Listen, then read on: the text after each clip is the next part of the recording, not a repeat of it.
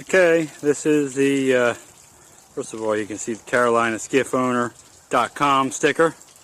This is the 2012 leftover Carolina Skiff kit boat that we built. We got the deck on there with heavy cleats, a large deck for casting. One with the bench seats and swivel comfort chairs. Put one on the stern also. We have a couple downriggers on there. The trolling motor and the leaning post for the bow is not in yet. And we decided to go with a 20 horse 4-stroke Yamaha because some of the lakes in Pennsylvania limit the horsepower to 20, and this boat will be used on the upper Chesapeake Bay and the lakes in Pennsylvania, so we're going to fire up this motor and see how she does.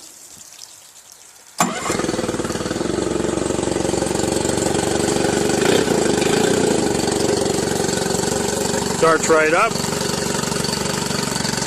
pumping good water. We'll check the gears. Forward is smooth. Reverse works fine.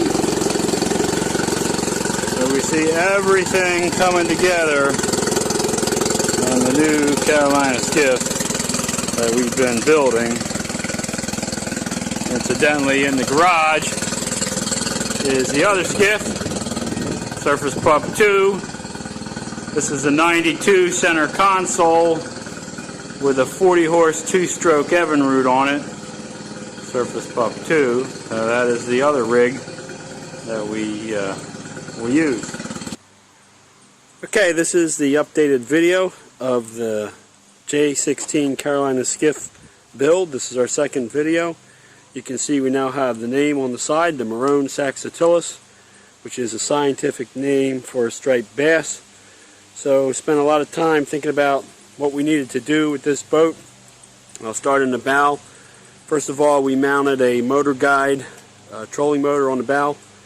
I don't like foot pedals because they get in the way, so I went with the handle, the tiller handle, which extends. So that works nice. And at Cabela's, I got this nice chair. It's a seat, or you can spin it around and lean your back against it, or you can stand behind it and lean your belly into it for further casting. So it's a very versatile seat. We did find at Cabela's where I did get the motor guide. Incidentally, the trolling motor was about $275 or so.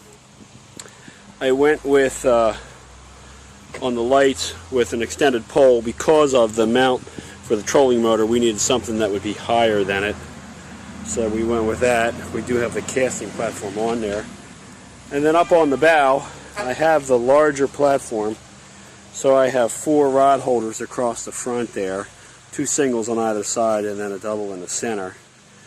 And of course any boat needs a cooler, a fishing tackle box, and a safety waterproof box that includes my flare gun, etc. I have comfort chairs, swivel comfort chairs on the center bench and the stern bench. I went with a tiller model building this one. I didn't want to do anything to penetrate the hull. These holes are sandwiched with styrofoam kind of stuff in the middle, and I didn't want anything to compromise that. So there are no penetrations through the hull. I have my horn mounted right here in the corner, and then right on the opposite side I have my depth finder slash fish finder, and then I have my mount for my battery operated Garmin GPS 76 color with the Eastern Seaboard chip, so I can find out where I'm at and mark those great fishing spots. I then have some rod holders on either side of the rails in the center to set those deep. And then what I did is I put all my controls right next to the seat. So the horn, the lights, and the bilge, all the switches are right here next to the control seat, because that's where you sit with the tiller. And to run the electric up to the bench seat, I installed a piece of 3/4 inch PVC pipe from seat to seat. It does a couple of things. It keeps my wires out of the water if there's water in the boat. It also gives me a place to hang my fish guts towels. Those of you who like to go catfishing know you're going to need a towel. Clean your hands off and grab those suckers. So that gives me a nice area to hold that, and keeps everything up out of the water. I have a fitting coming off the back side of that seat where that 3/4 inch PVC comes through, and did all my wiring. I have my battery right next to it. Everything goes into it. I did not want to screw anything into the bottom, so you can see my depth finder module is glued in, and the same is true with my bilge pump. I use 5200 and just glued the base down and run the pump up. One nice thing this did is the extra cord that went up to the depth finder, I just coiled and put over top of the outlet, so I can keep those cords out of the water also. When I installed the stern light, notice I brought the wires up underneath on the inside, so they're not on the outside of the boat running around on the back. And did the same with the line from the wires from the front light. They come in the rub rail all the way to the stern. Rather than run them around this corner, I simply drilled a small hole and brought them straight up through, so everything's in the corner. I have nothing outside.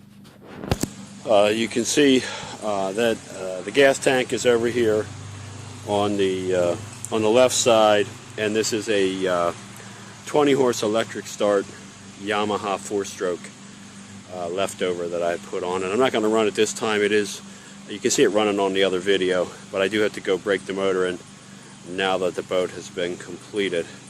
So that is the build on the Marone Saxatilis, the J16, built for hunting and stalking striped bass and other species, including the catfish.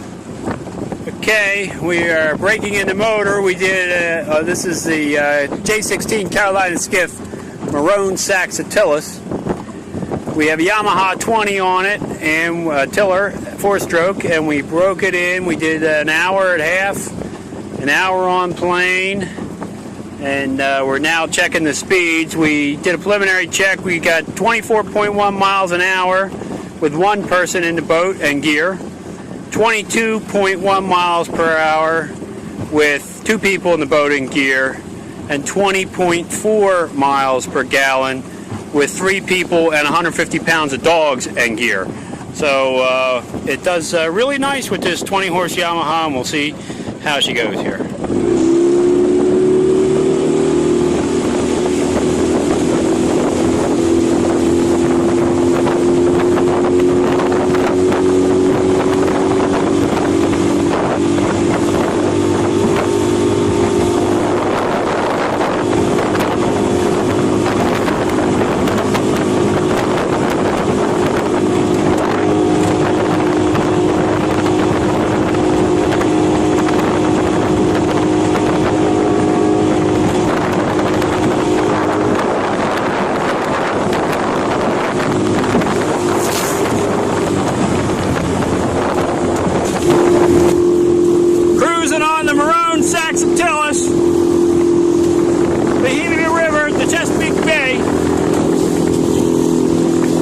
Sunset. You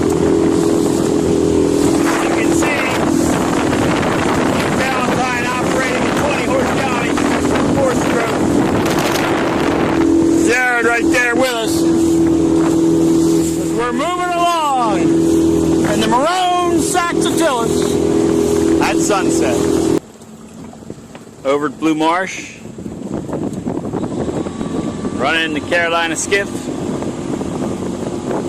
Do a little bit of speed testing here for Alec down in Florida, who is obsessed with his canoes and should be running a Carolina Skiff so he doesn't have to replace his boat every 6 months when he cracks it and tears it apart. So let's see what we're doing here. 20 horse Yamaha.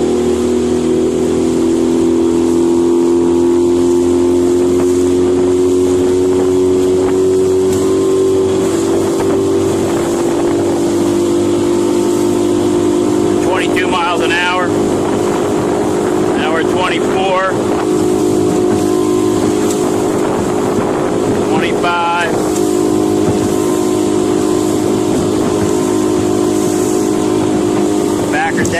bit here to our cruising speed of about 23.